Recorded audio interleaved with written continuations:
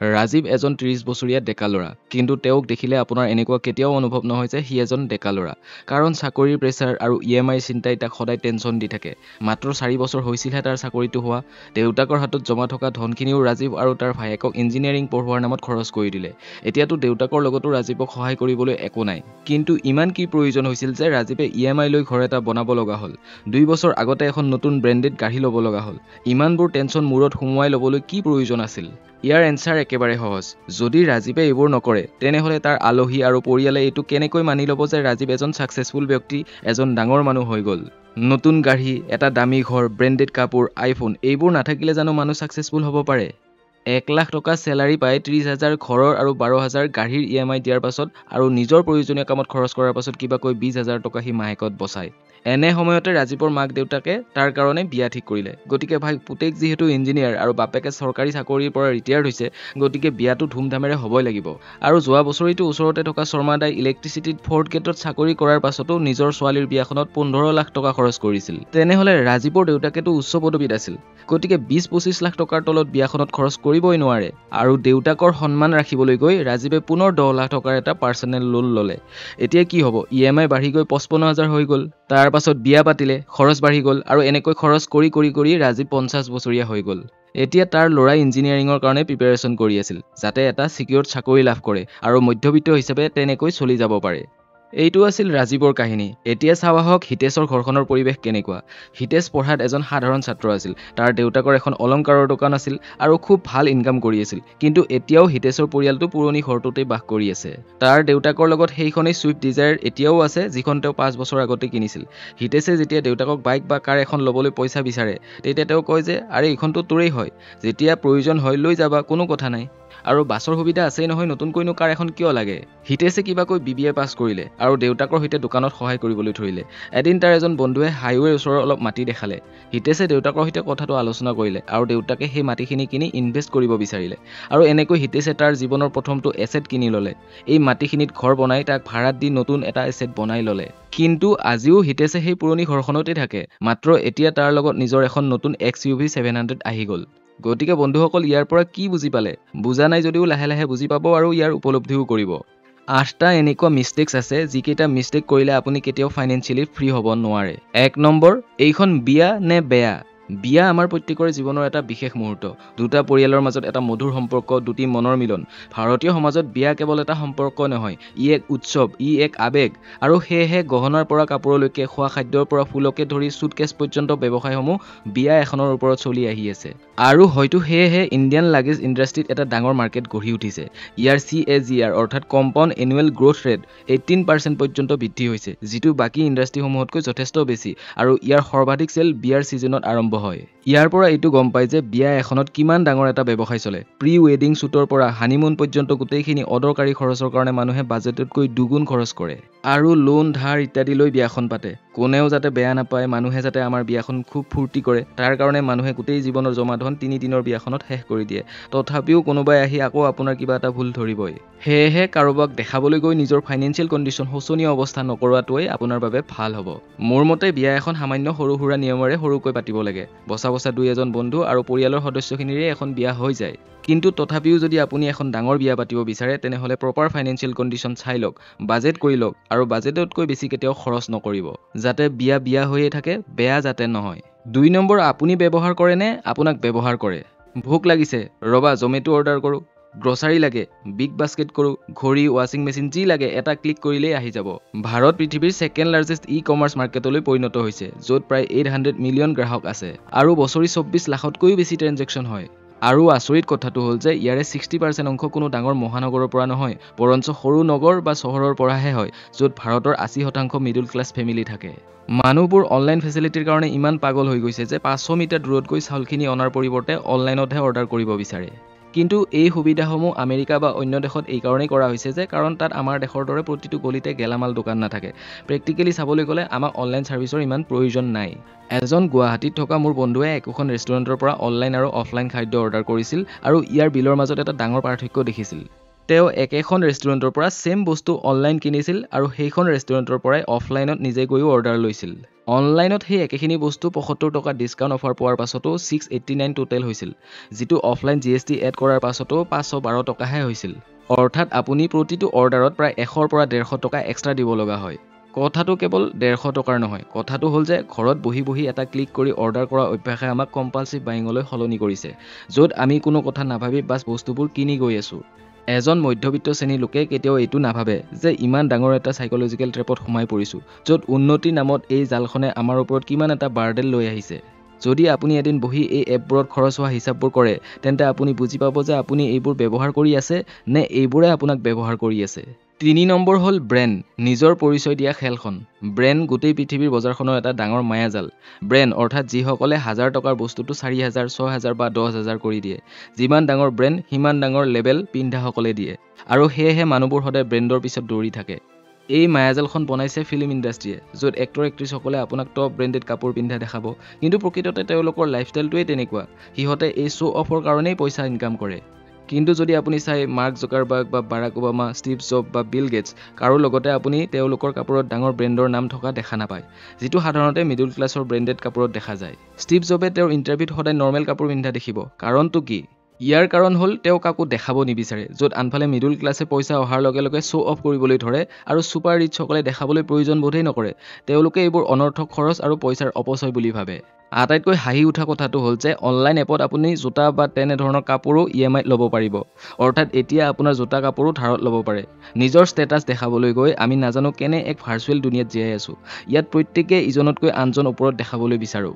এনেকৈ দৌৰি থকাতকৈ আপুনি লোকেল মাৰ্কেটৰ পৰা কিনক। এনেকুৱা বহুত লোকেল ব্ৰেণ্ড আছে যিয়ে কম দামত ভাল ভাল কোৱালিটিৰ কাপোৰ দিয়ে। কেৱল এটা ব্ৰেণ্ডৰ কাৰণে এক্সট্ৰা ৩-৪ হাজাৰ টকা খৰচ কৰাটো কোনো বুদ্ধিয়কৰ কাম নহয়।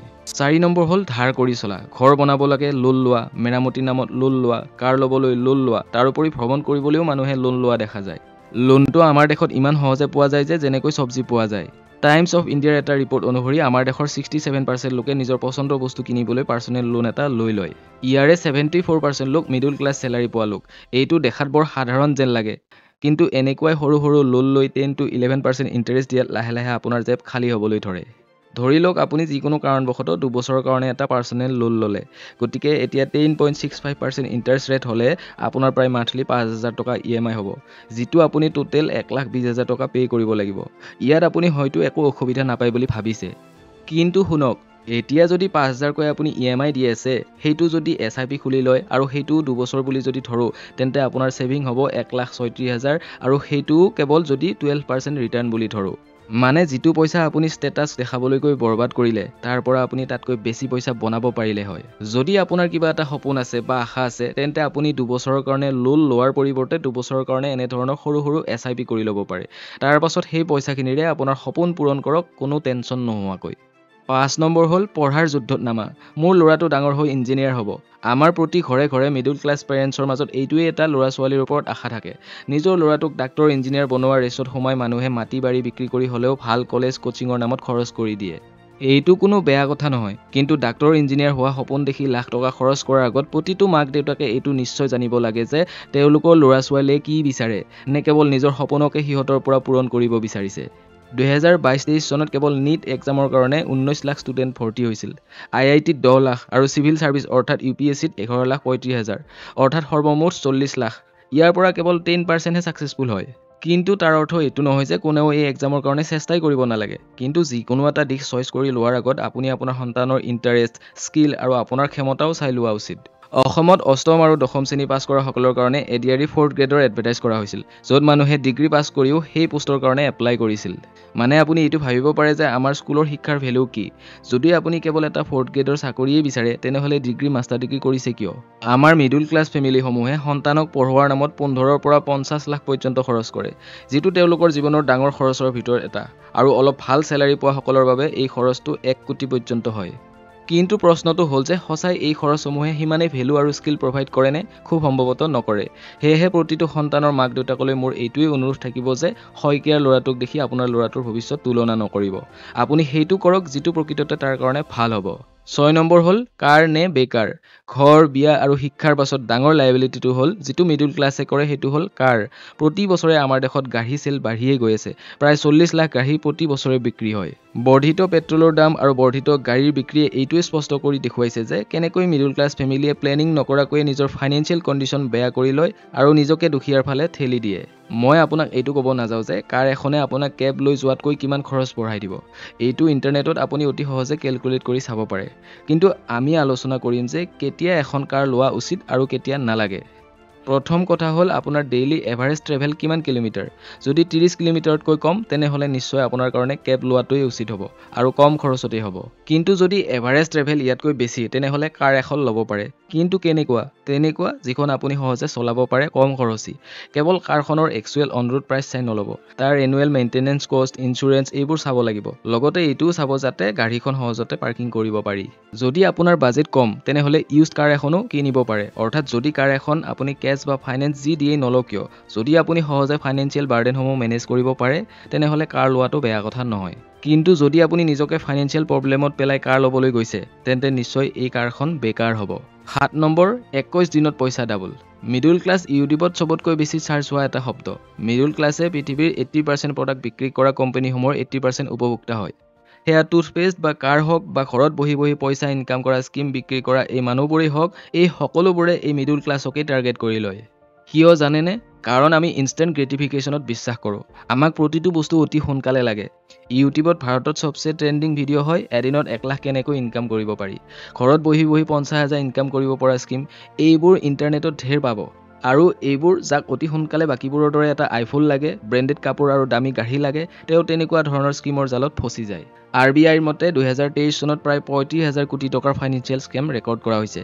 য'ত internet scam part time job scam QR code স্কেমৰ দৰে বহুত জড়িত হৈ আছে কিয় যিকোনো মানুহ আহি আমাক ইমান সহজে বুৰ্বক বনাব পাৰে আৰু আমি কোনো চিন্তা নকৰাকৈয়ে কষ্টৰ পইচাখিনি সিহঁতক দি দিওঁ যিমানখিনি কষ্ট আমি এনেকুৱা কমপ্লেইনসমূহ ৰেজিষ্টাৰ কৰিবলৈ আৰু শাস্তি দিবলৈ কৰিব লাগে তাতকৈ আধা কষ্ট কৰিয়েই বস্তুসমূহ বুজি আমি নিজেই ইনভেষ্ট কৰিব পাৰোঁ যেতিয়াই কোনোবাই আপোনাক পইচা উপাৰ্জন কৰাৰ ইজি ৰাস্তাৰ কথা কয় তেনেহ'লে সাৱধান হওক ইয়াক ৰেড ফ্লেগ ডেঞ্জাৰ বুলি ভাবি লওক একো বুজি নোপোৱাকৈ য'তে ত'তে পইচা নিদিব betting app internet trading MLM scheme আৰু চাকৰি দিয়া স্কিম এইবোৰৰ পৰা দূৰত থাকক কাৰণ প্ৰতিটো এনেকুৱা বস্তু যিয়ে কম সময়ত বেছি ইনকাম কৰিব বুলি প্ৰতিশ্ৰুতি দিয়ে সেইটো এক ধৰণৰ গেমলিঙেই হয় আৰু মই আজিলৈকে কাকো গেমলিং কৰি ধনী হোৱা দেখা নাই 8 নম্বৰ হ'ল প্ৰথমে খৰচ কৰা পিছত ইনভেষ্ট কৰিবা প্ৰায়ে হয়তো আপুনি শুনি থাকে যে ধনী সদায় ধনী হৈ গৈ থাকে আৰু দুখীয়া সদায় দুখীয়া হৈ গৈ থাকে কিন্তু এইটো কিয় হয় কোনেও আপোনাক নকয় সকলোৱে দুনিয়াখনত আধা সত্য কথা কৈ হিংসা আৰু উত্তেজনাৰ সৃষ্টি কৰি থাকে ধনীয়ে দুখীয়াক ঘৃণা কৰে আৰু দুখীয়াই ধনীসকলক প্ৰবঞ্চক বুলি ভাবে